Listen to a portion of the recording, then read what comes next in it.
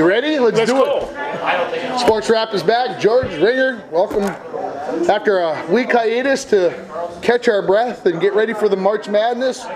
We're back. We're ready to go. Oh yeah, but a lot of things happen when if you pick one little item every day, you could have sports notes from here to next week. And so but today, and don't tell anybody I said this, but I watched the opening game of the high school boys hockey tournament. This is as we tape this on Wednesday evening. Yes, and the last game of last year, I watched the St. Cloud Cathedral team play, and I thought, not only did they have a truly outstanding goalie, but they could skate circles around. I think they were playing Greenway. Greenway was not a bad hockey team. Well, I watched them play today, and they're better. Yeah. They really, really can go. And so, St. Cloud Cathedral in Hermantown on Friday is going to be a classic hockey game. About 11:15, that's probably worth some time right there. That is going to be worth some time right there. So, if I remember correctly, and I'm going off my memory on this one, but Hermantown played St. Cloud Cathedral in St. Cloud back in January. I think it was in January. And I believe Hermantown was up 4-1. St. Cloud Cathedral came back, tied it, forced overtime, and beat them in overtime. I think they called it a 5-5 draw. It was a 5-5 tie. Okay, I knew it was. But twice Hermantown was up 3 goals, and Cathedral, they just skate well, they attack the net well. You see I'm getting my nomenclature down. They really look for the open man, and you have a feeling when they were playing Mankato East today, it was like they were constantly in a power play, and they weren't. Yeah. And it's just, and I think game 2, Hermantown, I think you kind of felt kind of the same way. Hermantown scored a pair of shorthanded goals. Yes. I wasn't really watching it. I kind of had it on in the background while I was grading papers and whatever else. So I was kind of paying attention, but I wasn't paying attention at all. One of those deals. But it's going to be a great matchup between St. Cloud Cathedral and Hermantown. I was complaining to another teacher this afternoon during our early out meeting that these quarterfinal games, except for the 4-5 game, really are not worth watching because they're such blowouts. You're going to see the same thing in the War Road game tonight, I believe, against Hutchinson.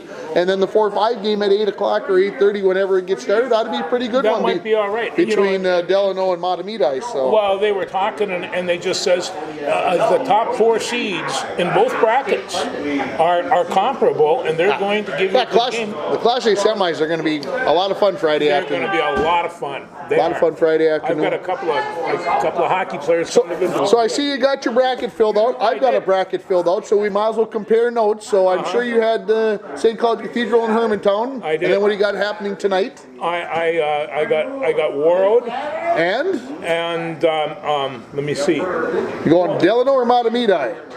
Matamidi. Okay, I got Delano in the upset. We're going to get a 5-4 upset. And then I got St. Cloud Cathedral with Warroad, and I was reminded today why that was a precarious pick.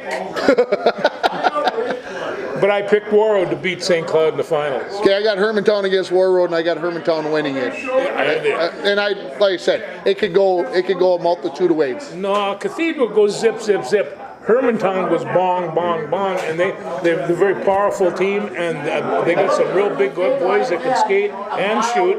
Absolutely. They only lost 3 times. Yeah. You want to talk about AA while we're here? You sure can. I mean, the field is pretty loaded there as well. I don't think there's any team that you would say, well, if they'd have played in this section, they would have been blah, blah, blah, blah, blah. So I don't know where did Andover come from all of a sudden. Well, Andover's been building, but they couldn't get past Duluth East the last few years. So they've had one of the better teams. They've got a pretty good defenseman that's coming to UND.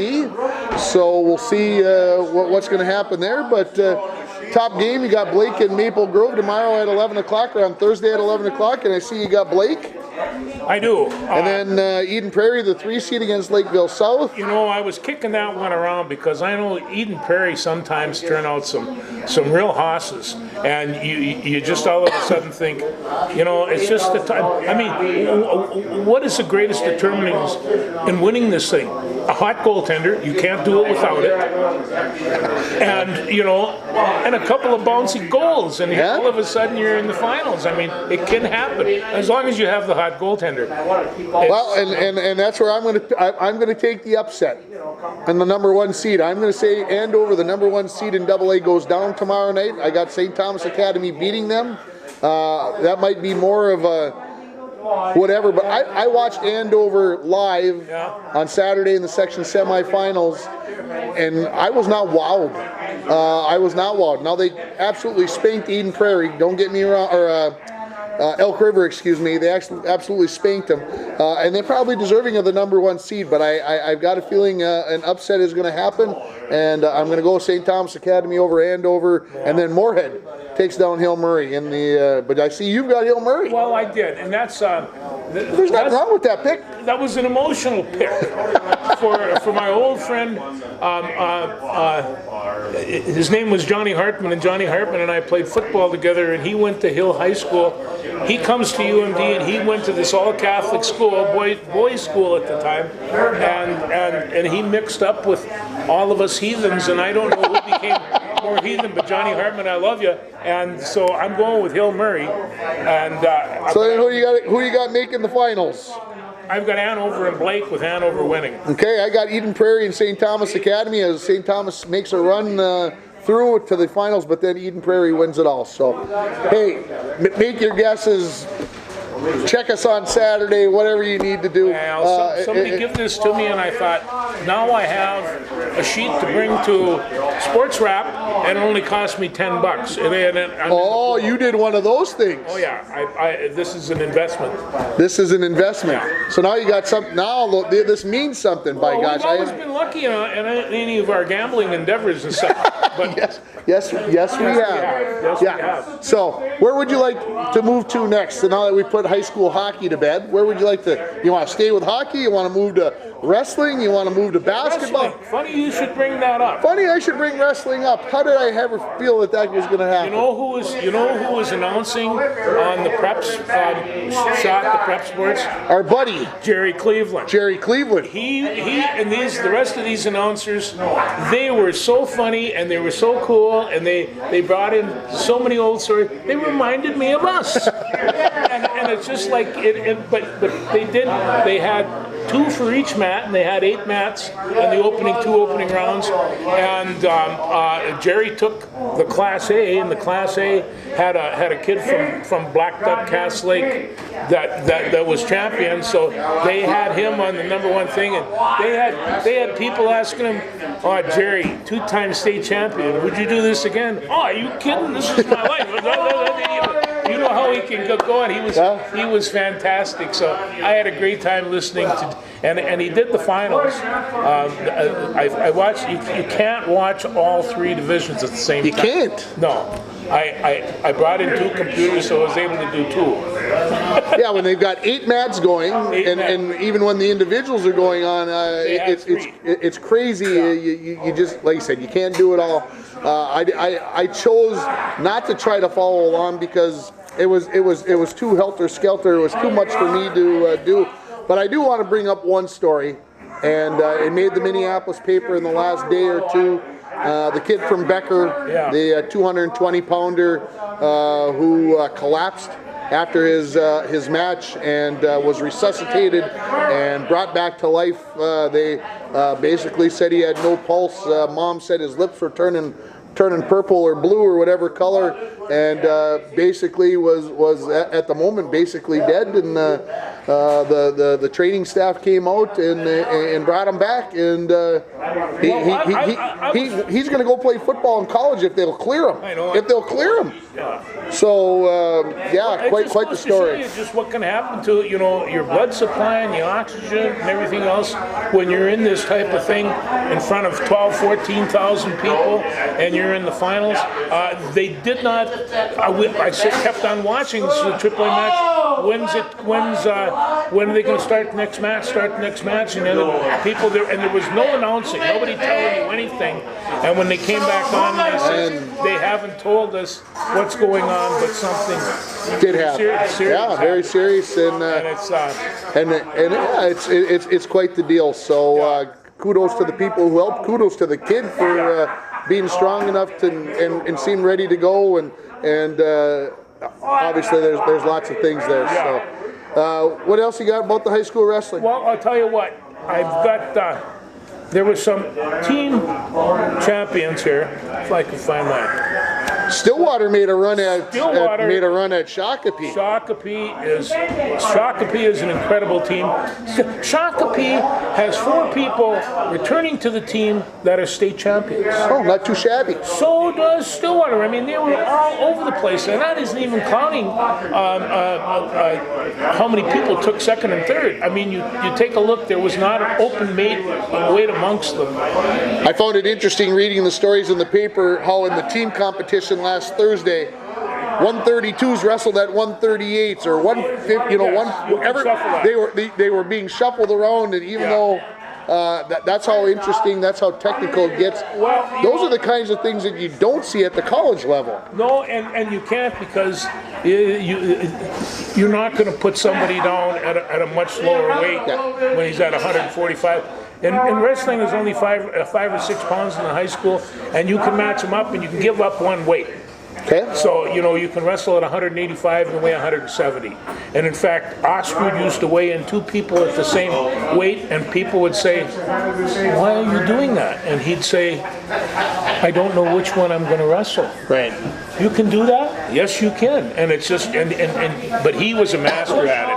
He could, I've seen him weigh. I think it was just the gamesmanship of Dick Ostrud to screw with the other team's mind, and that's what he was doing. There's no doubt about that. Hall of Famer Dick Ostrud. Let us not forget. No, he taught. I'm just going to go through the weight classes of some of these individuals, and I want to talk. I want you to think about how young they all are. Okay. You got a guy named Walker Bentz. Oh, what a name for a wrestler! He's 46-4, and he's a sophomore. From Sibley East, and Sibley East has a ton of good wrestlers. Derek Steele, 48-2, a junior. That's at 113. At 120, Dryden Morton, Sibley East, 27-3, and he's a sophomore. It just keeps on.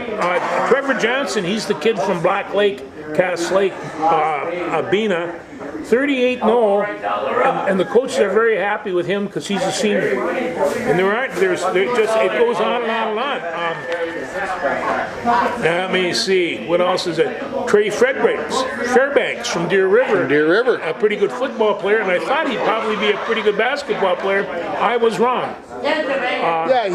He went into his semifinal match, I believe, undefeated on the year, and was looking to win a state championship, but ended up taking fifth. It's one of the things about that tournament. You can take your 35-0 and within a minute and a half have it destroyed. Yeah. Because the other guy is 34-0. He don't like losing either, and it's just you see it all the time. And the real champion, I saw one guy. He was on his 5th state tournament, and he lost 5-4. He had never lost in a state tournament since he was in 8th grade. And he shook hands and walked off just tall, and he wound up being, name is Matt Demery, he wound up being a national champion for Wisconsin. This kid had class. There was no ranting, raving, throw the towel down. He just lost what would have been a major accomplishment in his life. You shook hands and you walk off, and that's what you saw mostly. I think the kid that I read about in the Minneapolis paper, and I think they did a great job of covering the state tournament, was the kid from Parker's Prairie, Bertha Hewitt, Burndale. Heavyweight, yes. Was going to win his 3rd state championship, yes. And he basically said, I don't wrestle in the off season. I wrestle when it's wrestling season. I play football when it's football season. That's basically what he said, and he said, after I get done wrestling on Saturday, I'm done. I'm never wrestling again. Why? Because he's going to go play football at North Dakota. And why? Because I like to hit people. Well, I want that kid on my team. I like to hit people. Caleb Haas from Redwood Valley, 41-0, a senior, and when he was walking off the mat, says, "Look at him. he loves football. He says, and I think he trained for wrestling, and he's so incredibly strong that, you know, and some of these guys, hey, they picked up where Gable Steveson left off, and they haven't lost since they were sophomores, and they're going into second and third, you know, time. Here's one guy, Bennett Burge from Case and Bannerville, first place, 43-0, a sophomore, and 170 pounds. A sophomore is 170, and then there was another guy, 220 pounds, first place from Simley High School, Bennett Tabor, 50-0, and he's a junior. And there's another one up here that's a freshman. These kids are just really talented. I think the coaching right now, as good as I've ever seen it. These are now the second generations, the one that used to wrestle for the Gophers 10, 15 years ago, and they are completely dedicated to the sport, and you kind of have to have that. Now Simley, they've been putting out shorts for a lot longer than I've been around. The old man, the coach, was a short, and the whole family was involved in wrestling. In fact, his wife was a certified official, and I had never met a woman, but the whole family certified officials. And there was a Quinton Short that took second at 180 pounds, single A for Simley. And these double A, these kids are really amazing. I was not disappointed.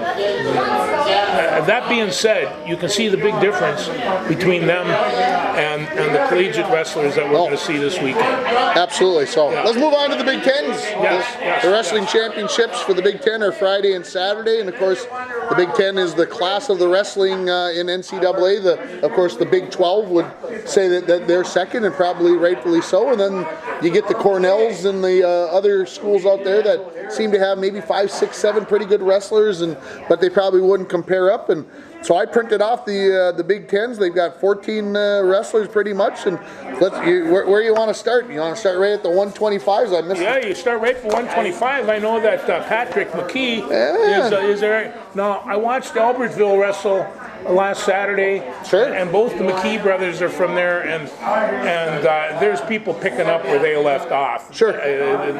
Really a class program. Well, I see that McKee got the number 3 seed. Number 3 seed, yeah. Which kind of surprised me considering his injury, and he hasn't wrestled for the last. Well, he's the weight that the Gophers we've been complaining about have been taking the forfeit at. Yeah. So apparently trying to get him healthy, sitting at the number 3 seed. Obviously, that's why you haven't seen him. So doesn't look like anybody will be Spencer Lee though at 125. And from out of Iowa, the number 1 seed. I don't think anybody will beat him. Spencer Lee is one fine wrestler. He is one fine wrestler. I think he's going to be national champion. Very likely we'll get to see him win a national championship in a couple weeks. At 133, Boo Dryden. He's going to be in there for the Gophers. He's seeded 11th out of 14, so expectations are pretty low. He came in from Oklahoma late this year and joined the team, and I think he might surprise us. He might surprise you. His story has not been totally written yet, and he's a character, and his wrestling kind of shows that, and so he'll be fun to watch. Yeah. 141, that's the second of the McKee boys. Mitch McKee sitting at the number 6 seed. He's had, can I say, an up and down season? I think that's fair, and the thing of it is that when you see him really operate full go, absolutely, he becomes a machine, and I haven't seen that for the last 2 or 3 weeks. And to be honest, I think any one of those kids could win. Go down to 6, go down to McKee. I think any one of those 6 could end up winning that thing. I mean, anything can happen there. So it'll be interesting to see what happens at 141. At 149, we get Brayton Lee seated number 3 going in. And he's 22-4, and he's got 11 wins in the Big Ten.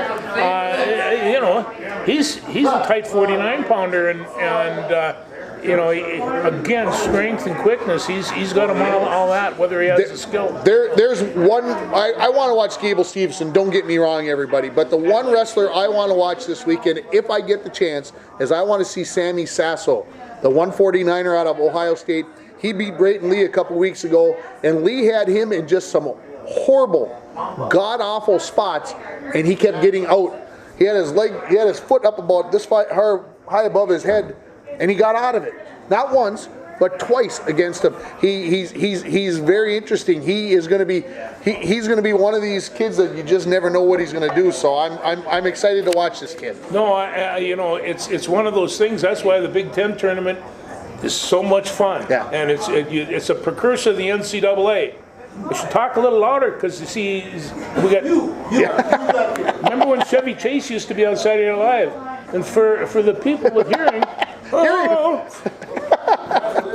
anyway, 157, Ryan Thomas for the Gophers. Well, and I don't know how he winds up being the seed. I suspect, a 4-4 generally doesn't, but they have a whole thing here about how you get your seeds, and you get so many points for all these, and that's how you set up the That's how you seeds. see them. It's not like somebody's in there messing with the system. Oh, no. The system just pays it off. It throws the data in. This is how it comes out. 165, you get Bailey O'Reilly. Again, he's seeded 8, but I'll tell you the top two, Vincenzo Joseph and Alex Marinette. Oh my goodness. Vincenzo Joseph now. I got to think about this. National champion once and runner-up twice, or is it might be vice versa on that. I believe.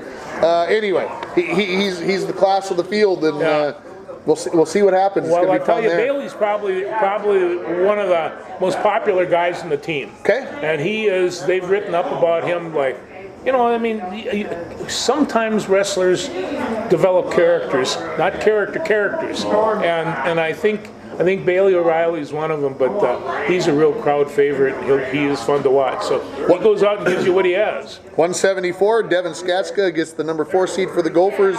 Mark Hall, he won a national championship, I think, as a freshman, and then runner-up the last 2 years out of Apple Valley, went out to Penn State. He's the number 2 seed. He's behind the kid from Iowa, Hermer, and again, 174. It's hard to find many wrestlers better than Mark Hall, and it's just he's and when he goes out, that's why we'll go down and we'll see those NCAA finals. I mean, I know people that don't go to the finals; they go watch it because they don't want to be disturbed.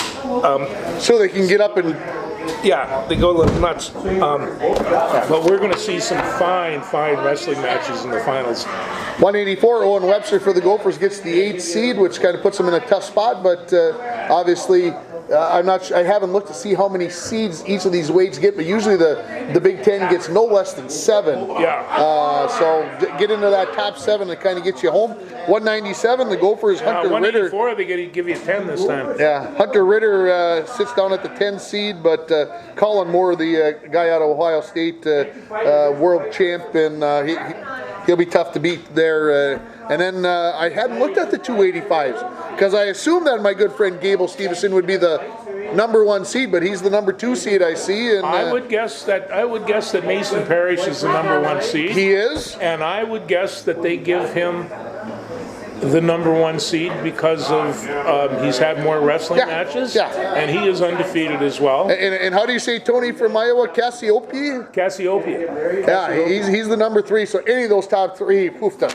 No, they're really good. But the first time I saw Mason Parrish in a singlet, I thought, my God, how would you like to get in a head tie with this guy? Yeah, it's pretty crazy. He is, yes. Okay, I was just going to look this up, but it pops up on my phone. Yeah. The Gopher women's Are we done wrestling? Are we done wrestling? We can quit anytime. Okay. Gopher women's basketball, I want to talk about them. They started the Big Ten tournament this afternoon. Yeah, how are they doing? And they were ahead after the first quarter, behind at halftime, and they beat Penn State 85-65. All right. So now they get Ohio State tomorrow night in the Big Ten women's tournament, and then that'll be their last game before they play in the WNIT. There's too many things going on there. They got too many issues going on. But hey, it's been Lindsay will learn. Lindsay will learn, and you know what I mean. Playing for Wisconsin. If we can't put our faith in Lindsay, what do we got? That's right. Big Ten basketball. The Gophers are. I was going to bring it up. I didn't know. We aren't going to spend much time on it because we're not going to talk about a depressing topic such as that for very long. You cannot lose 4 games in the last 5 minutes and expect to go anywhere. They may not make the NIT. I said they would. I don't know if they will. I don't know if they will. I mean, they're going to have to come up and play in the finals of the Big Ten or something. That's coming on this weekend. And that's coming up starting next week. I know you want to keep talking about the Gophers, so I'm going to keep going. Big Ten hockey tournament starts this weekend. Notre Dame. Minnesota versus Notre Dame in the 4-5 best of 3. So we'll see how things go there. And as far as I'm concerned, go Notre Dame. Hey. No go Gophers here. This I understand men's hockey is a go UMD thing. Everything else is go Gophers. When I was at UMD, they always looked upon the Gophers as kind of a rodent thing, and I can't imagine why. And this would be, Ron Beck was the goaltender, and all his friends played for the Gophers. He knew half the team. Sure. And but he never cared for him on the ice either. I can understand that. Yeah. Penn State is the #1 seed in the Big Ten tournament. The WCHA also is in the men's. Get started. They are. Get there started. Yeah. UMD. Yeah, there you go.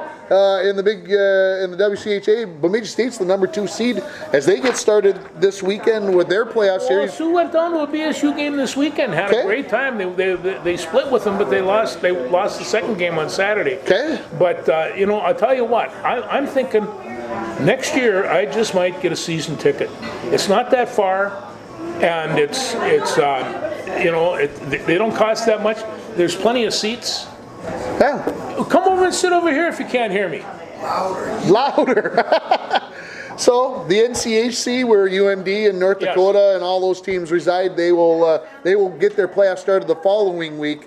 And I forgot That's to going to mention. be a dandy. Oh, it's going to be a heck of a tournament with that. And of course, staying in the hockey mode, college-wise, the women are playing. And you brought up Bemidji State. UMD and Bemidji State played last week. Overtime in game 1, UMD wins. 4 overtimes on Saturday, Bemidji State wins, and then the Bulldogs win on Sunday. So #4 Minnesota Duluth gets Wisconsin. They've got to beat Wisconsin if they want to get into the tournament. Minnesota versus Ohio Do you State. not just feel a certain sense of energy coming out of BSU these days? Yeah. I mean, football, hockey, The basketball teams gave UMD a big run for their money last week before the playoffs got started. It's a small little school sitting down there on the lake, and they don't want to have nothing but a good time, play a little football. But hey, I think they're doing well. Yeah, so of course it's obviously tournament time. Big stuff going on. I want to mention a couple of Bronco kids, if I might. Sure. Lexi Erickson, we all know she's my favorite Saint, as I like to say, because she goes to Saint Scholastica. So Lexi, near and dear to my heart, and she was the UMAC high jump champion last week.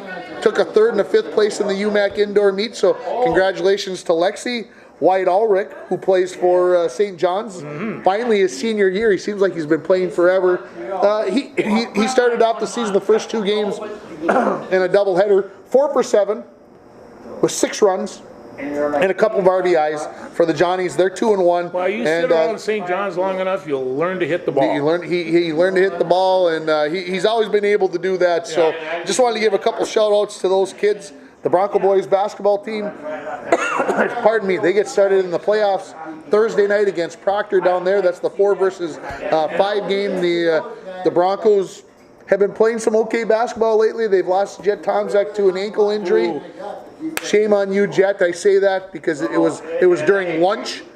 He was jumping up in the air in the gym with his Crocs on, and he tore his ligaments. With his Crocs on. With his Crocs on. Attaboy. Jack Tomzak, what are you doing? Yeah. Anyway, so the Broncos go into that game without maybe their best 3-point shooter, and so we'll see how they will do. The winner of that game probably gets #1 Virginia Now you know on why Saturday. coaches go crazy. Why coach? I'm just a fan, Yeah. and I'm going crazy about that. Little Fork Big Falls Viking boys basketball team. I do want to mention them. They beat Renshaw the other night at home. They get #1 Nashua Keewatin tonight, the #1 overall seed in Section 7A. They played, I want to say, about 3 weeks ago, and if I remember right, I think the final score was 102-29. Nashua beat them. Nashua is legit.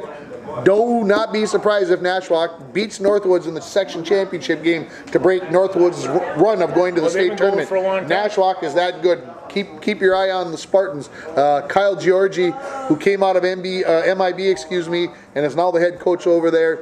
The young man is a very good basketball coach, and he has got the program heading in the right direction. So keep your eye on the Spartans as we go through. Well, I know I saw you at the Deer River game, and I was really impressed with that Deer River basketball team. Deer River is a pretty slick basketball team. They're only in Class A now. I know. They're the number 4 seed, so they're going to get Nashwauk and them would play, and Deer River would play in the semifinals. Deer River takes the Duke approach, okay, if I might call it that. They're going to shoot a ton of threes, and they're going to try to take you off the bounce. Well, kids love that. That's what they love it. So, coach plays about 10 or 11 guys. They come out, and anybody who wants to throw up a three, they can throw up a three, and they throw up a bunch of them, and they make a bunch of them.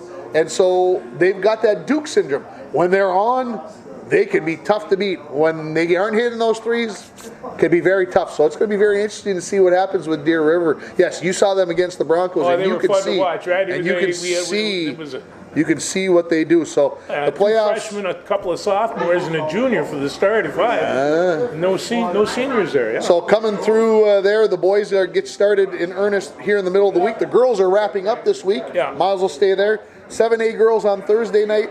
Cromwell versus MIB. I drove down Monday night to Duluth to watch some basketball to scratch an itch because I needed to. And I'll tell you what, Cromwell. MIB's got their hands full if they're going to beat Cromwell.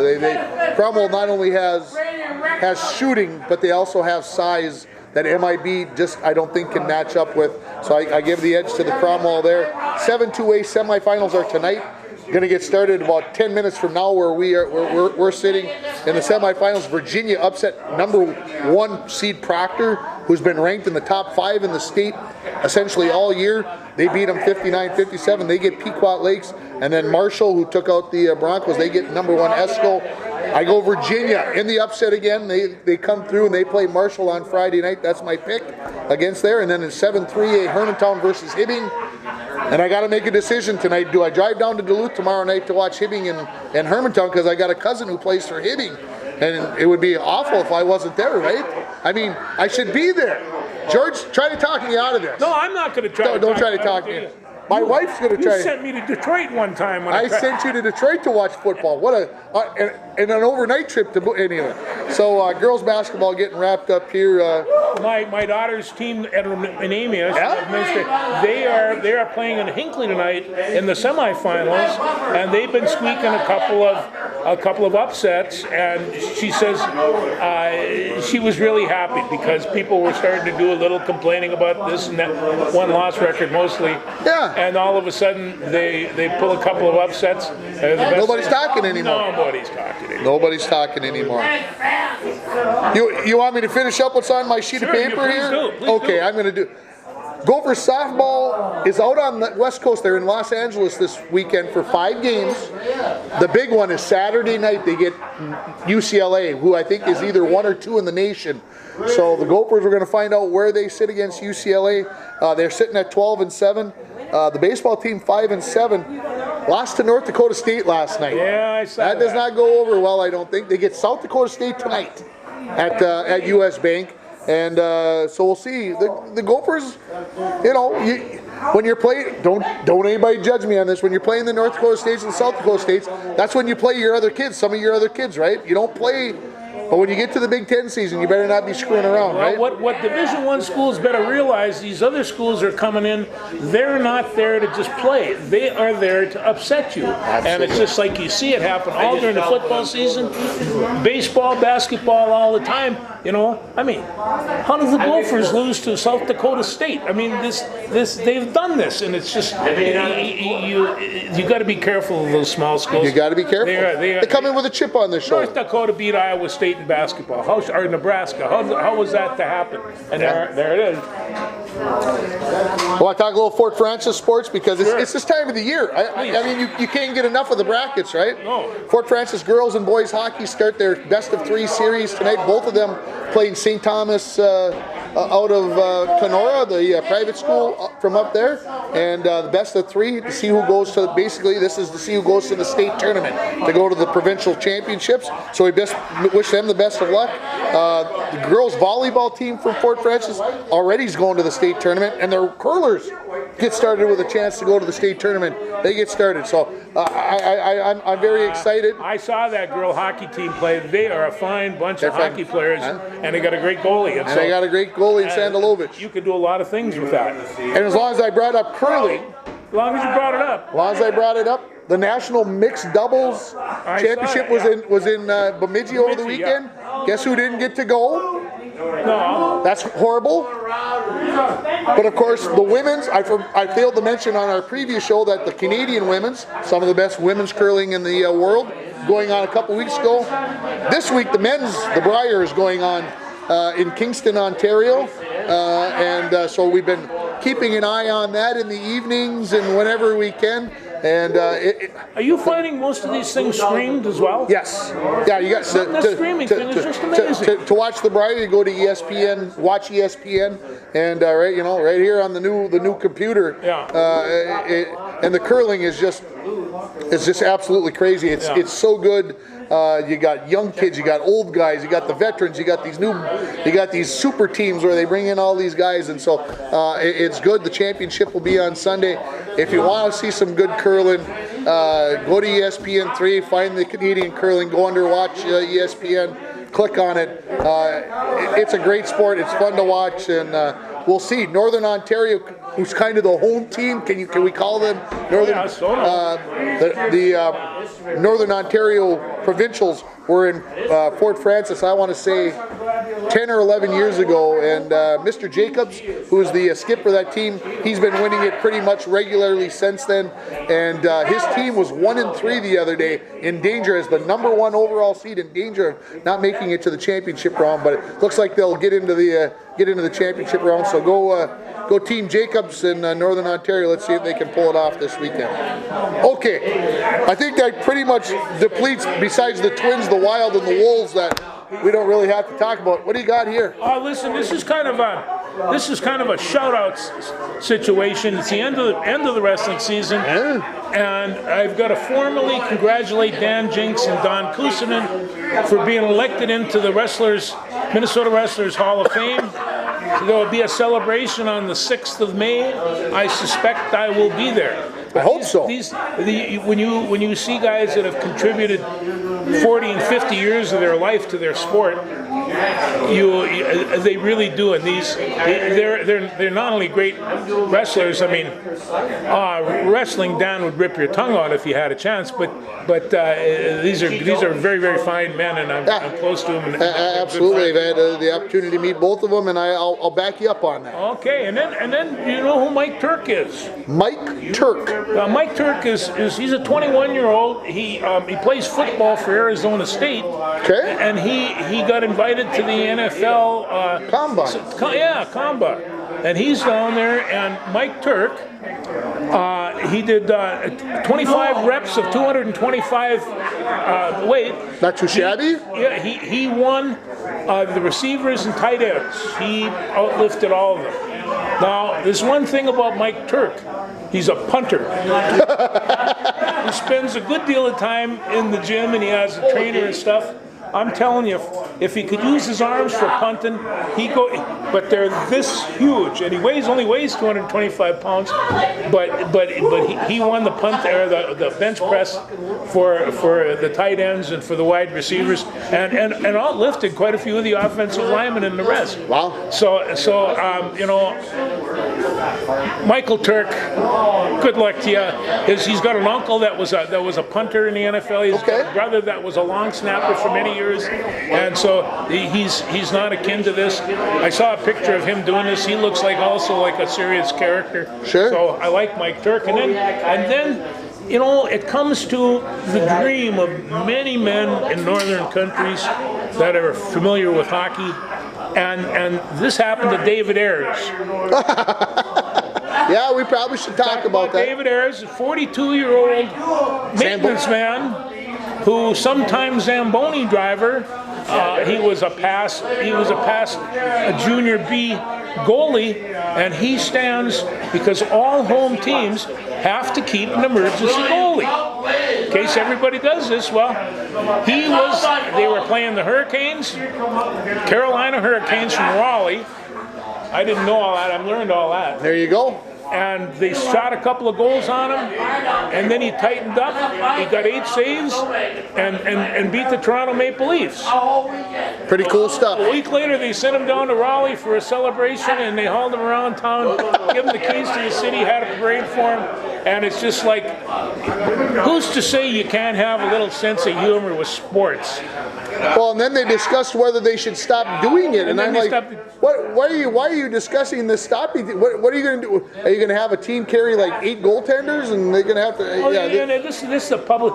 You don't think the public didn't like this? Oh yeah, and it's just a great story. It's Heck, even if he'd have lost, it'd have been a great story. But it was a greater story because he won. And then one other public relations just disaster, at least I see, was who is the #1 fan of the New York Knicks? Oh, good old Spike Lee.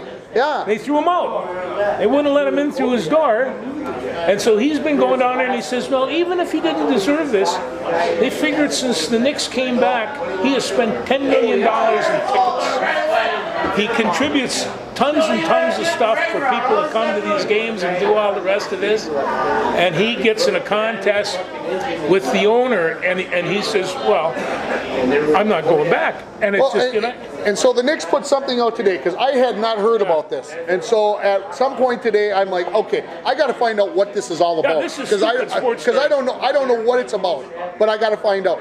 And the Knicks had put out this statement: we've asked Mr. Lee not to use this entrance because this is the employees only entrance. Do not use this elevator because this is for the employees. You can use the VIP or the public entrance, whichever one you want, but don't use this one. That's what he was asked not to do, and that's what he's having a fit about. So I don't know if I should believe the Knicks. Do I believe Spike Lee? Do I not believe any of them? He said he wasn't informed of any of this, and it's the same elevator he's been taking for 30 years. Well, yeah, that's what. But the Knicks basically said he's been asked numerous times not to use it, and so.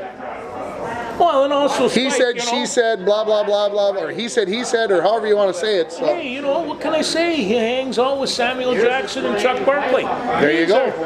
These are characters. These are characters of the ball game. You bet. Yes. So. Let me see. Hey, I don't want you to leave the combine yet. Did you see the offensive lineman and what he ran in his 40 time? No, I don't remember his name. I just saw it in passing on ESPN without the volume on, someplace where I was this weekend. He's 6'7". 364 pounds, and he ran the 40 in 5.1. Pretty cool air. Jesus, that's a truck. 5.1. That's getting up to that's some serious speed, folks. I don't care if you're 264. 5.1's not bad, but that's another 100 pounds. That's a bad man right there. It is, and you keep those legs underneath him, he's going to do real well. Hey, I got a couple of more items. A-Rod. A-Rod came in the thing and he says, I was bad, I paid for it, I deserved everything that I got, and then he said, Houston has not, they haven't paid their dues. They won't admit to it. And I'm sitting around, it cost me millions, and I was suspended longer than anybody else in Major League Baseball and had to come my way back, and I deserved it, he said. And so all of a sudden, I believe A-Rod. Took a while, Takes a while to believe A-Rod. I get you what you're saying. But, so he is still sitting around. I mean, this thing with Houston is not going to die. And now, when the Houston fire's going up and the crowd boos them, I heard a report the pitcher sat there with the rosin bag flipping it up and just enjoying the booze.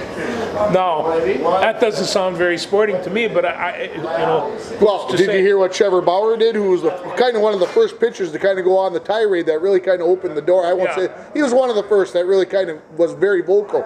He was telling what pitches were coming. The curveball's coming, the fastball's coming. Because he wanted to kind of say, look, here's the difference.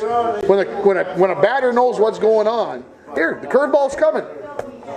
There's a big difference if you know it's a curveball versus if it's going to be fastball. That's what he was trying to get across. So he's out there on the pitching during a spring game, and he says, "Oh, here comes the curveball," because this is the signal that the pitcher gives when he wants to throw the curveball. No signals, probably going to be fastball. Change up, you're going to, he was saying, here it is. And then as they were hitting the ball around, here's your results. Well, This is guys what can remember. These guys can really hit the ball around. they can really hit the ball, even when they don't know for sure what's Even coming. when they don't know for sure.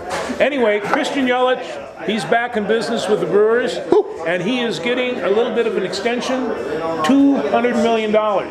You want to know what I thought when I heard that number? Huh. Why is it so low?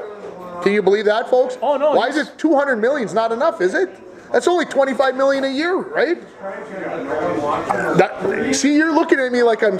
No, it didn't bother me. I mean, I think he's the best hitter in baseball. Mike Trout, who's probably the second best hitter in baseball, then got 35 million a year. Well, why isn't Yelich getting that? Is this finally maybe where we finally have said, I'm willing to take a little bit less, and we're going to kind of. Okay, let's pull this in because I don't need the fans to be paying $1,000 for every seat. Maybe just $500 for a family to come to watch a baseball game. You fools. Let's just keep adding in there. And of course, our good friend Tony Romo, speaking of going to the bank, I mean, Tony Romo, if you didn't hear, $17 million a year to broadcast football. Now, Tony Romo probably does how many football games per year? Give me a number. 24? Maybe. 26 at the most? He makes more than us. 17 million. He's very good. Don't get me wrong. is. Tony Romo's one of the best. He keeps it light. He tells you what's going on. He gives you through a quarterback's eyes. He tells you what's going on. He understands the game. So what he does is outstanding, and he never ever sounds like he's belittling anybody, like he's talking down to them. That's a gift to make it sound like, well, it's so simple. You should be doing this. Well, if you say it that way, you sound like you're being condescending, but if the way he says it, he's got a gift for bat, and the guy can golf to boot. So, well, I heard Michael Trout can bomb some. Yeah, Michael Trout can hit the baseball too. He was doing the golf ball. Oh yes, he hit it. Yes, I heard about that too. He hit a golf ball. 50 yards, some ridiculous. Yeah. Also, there was a great article about Jorge Blanco. Okay. And hip hip hooray! He's going to make us all proud this year. This guy is ready to bust loose. He's not only a great player, he is of the Derek Jeter type. He's a great guy. So let me ask you this question: as long as you're talking about how good he is, what have I said? I don't know if he'll be a Twin after this season. Well, that very well might be, because he's going to be fun to watch this year. I don't know who's going to be a Viking at the end of the Well, that's true. season. I just think Royce Lewis, if he starts making a run at things, one of those two are going to get traded. So they can't have two very good shortstops playing on the same team. But no, that's right. You can't. I go for Blanco because his name is Jorge. So is mine. And so is his. So is mine. So Yes. What else you got there? Oh, I have. You know what's going on about every third day now? The New Orleans Pelicans are on TV. And tonight, they got beat by the Timberwolves last night. Oh, they did? They did. The Timberwolves beat them 130. They're on a 3-game losing streak, and so they said that they weren't going to play Zion more than 2 games in a row. But they're playing the Mavs tonight. And that might be fun, if nothing else, to watch the Maverick bench. So they're going to go, and then Villanova and Seton Hall. These guys. Sometimes when those teams get to popping, they work really, really hard, and blood is let. Also, I got a little bee in my bonnet that tells me the brackets are going to be coming out pretty soon. And if you're looking for some upset teams, here's the upset teams. Murray State and Belmont. Okay. And he says if there are second seed teams that draw these guys, they're not going to. Because these are going to probably be 15 seats. Belmont will probably be a 15. Yeah. And so he says, Murray State and Belmont. Somebody asked me the other day, do you believe in San Diego State being a #1 seed possibly? And I have not had a chance to watch them. Because my oldness now not allows me to stay up past 10 o'clock more than one time a week or something. I don't know what's wrong with me, but anyway, yeah, I don't know if I can believe that San Diego State is worthy, but maybe. My man Pete Blackburn says the Aztecs have looked shaky lately, but they'll look to use the Mountain West tournament and try to lock up number one. And you know, who's to say? But that's Championship week starts on Saturday for the men's basketball. The women's basketball will probably be done by the end of the weekend. All the seedings will be done. Like I said, we got wrestling, we got hockey. That's why they call it the madness, right? It is, and I got to get some sleep. No, you're going to have to forego it till about April. Yeah. No, my grandsons are coming in tonight, and he says, "What are you doing?" I says, "There's hockey on TV tonight." Hockey, all right. And they just, you know, so I satisfied them. That's a very important task right there, George, to make sure that you do that. It's a lot better. All right, you got to show off your shirt. You got to talk about it. This T-shirt shows you if you take care of your clothing, they will last 40 years. Now this one's only 36 years old, but the 1986 Big Ten tournament, they ran it in Minneapolis, and I was a lot younger wrestling coach in those days, and I watched that tournament, and I know that my mouth was wide open the whole time. This is when Gable was in charge, and his boys were, you know, kicking butt and taking names. The Big Ten tournament this weekend, guys, is super wrestling. Super wrestling. If you want to see a picture of George as the wrestling coach, might I recommend that you go to the website Falls with an S, Broncos with an S, touchpros with an S.com, and then go to the teams. And when you go to athletics, go to teams and then click on wrestling, and you'll see some good pictures of George back in the day. They don't want to see me in a singlet. He hasn't changed. 30 years later, he looks exactly the same. Matter of fact, he looks spelter than he did 30 years ago when he was. Svelte. Now I got to talk about my hat because I had to walk back out to the car to get it because George always wears something and he's got to talk about it. So this is my alma mater, the TM Rockets. And they were selling them at our hometown fair last summer, and one of my classmates bought it for me, and I broke it out at her 50th birthday party. So happy 50th birthday, Laura, because she's one of our faithful watchers every week. When I saw her on Saturday when we went to her party, the first thing she said, "Love this week's show again." And I'm like, "You're still watching?" "Yep, I love it." She said, "I don't miss it." She said, I watch it every week."